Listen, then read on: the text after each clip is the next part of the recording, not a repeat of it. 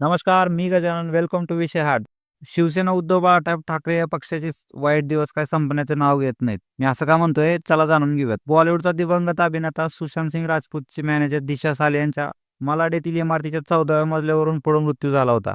तर 2021 मध्ये तिच्यावर अत्याचार करून तिची हत्या केल्याचा दावा त्यांच्या वडिलांवरून मागच्या 2 दिवसापूर्वी करण्यात आलेला आहे. म्हणजे साधारणतः 20-19 मार्चच्या दरम्यान. आणि त्यांनी याची कोर्टामध्ये आपली एक पी-आय-एल पण फाईल केलेली आहे, की ज्या लोकांचा याच्यामध्ये हात आहे, त्या लोकांना अटक करण्यात यावी, त्यांच्याविरुद्ध एफ-आय-आर दाखल करून पुढची सुनावणी घ्यावी.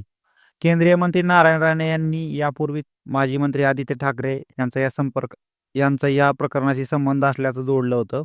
आता 2021 साली घडलेल्या या घटनेची फाईल परत ओपन झाल्यामुळे नारायण राणे यांनी पत्रकार परिषद घेऊन त्यावेळेचे मंत्री आदित्य ठाकरे यांच्याबद्दल काही खुलासे केलेले आहेत.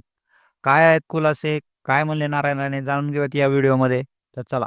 नितेश राणे आणि नारायण राणेंचा नेहमीच या प्रकरणाशी म्हणजे सुशांत सिंग राजपूत प्रकरण आणि दिशा सालियन प्रकरण या प्रकरणाला भरपूर उचलून धरलेलं.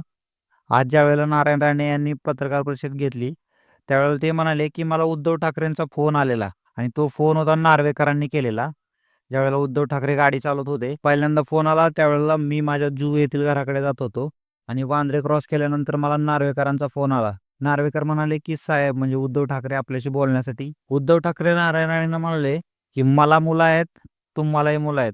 सध्या जे प्रेसला बोलता त्याच्यामध्ये आदित्यचं नाव घेणं टाळा. ही माझी विनंती आहे आणि आदित्यचं नाव घेऊन उल्लेख करू नका. नारायण राणे पुढे म्हणाले, मी म्हणालो उद्धवजी एक गोष्ट लक्षात ठेवा. एकतर मी अमुक ठिकाणी अमुक याच्यात कोण आहे याचा उल्लेख केलेला नाही. एका निरपराध मुलीची हत्या झाली, त्याच्यामुळे हल्लेखोरांना आणि हत्येखोरांना शिक्षा झालीच पाहिजे, याच्यात तडजोड मी करणार नाही.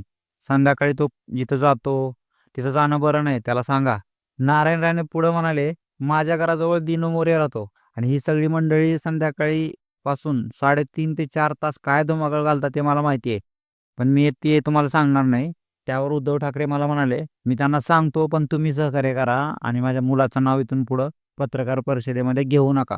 राणेने दुसऱ्या एका फोनबद्दल माहिती दिली. कोविड काळामध्ये त्यांना रुग्णालयासाठी परवानगी घेण्याकरता त्यांना फोन आला होता. त्यावेळेला पण उद्धव ठाकरेंनी पुन्हा नारायण राणेंना विनंती केली, की तुम्ही आदित्यचं नाव पत्रकारांसमोर घेऊ नका बोलता. आता मंडळी याला 2 पैलू आहेत.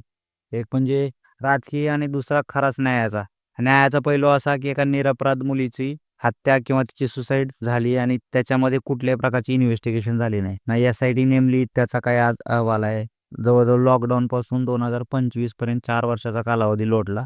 अजूनही कुठल्या प्रकारची प्रगती त्याच्यामध्ये दिसत नाही. दिशा साले यांच्या वडिलांची मुलाखत मी मागच्या 2 दिवसापूर्वी पाहिली एका न्यूज चॅनलवर.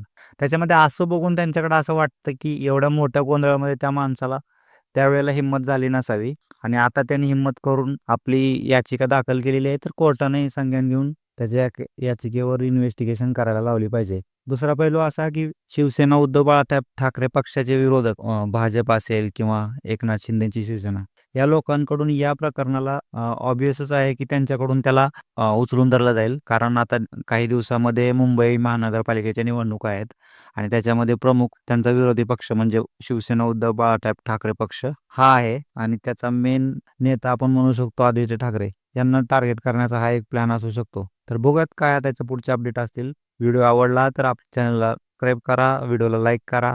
तुमचे काही प्रश्न असतील, तुम्हाला काय वाटतं ते कमेंट बॉक्समध्ये टाका. मी त्याला उत्तर देण्याचा प्रयत्न करेल. धन्यवाद.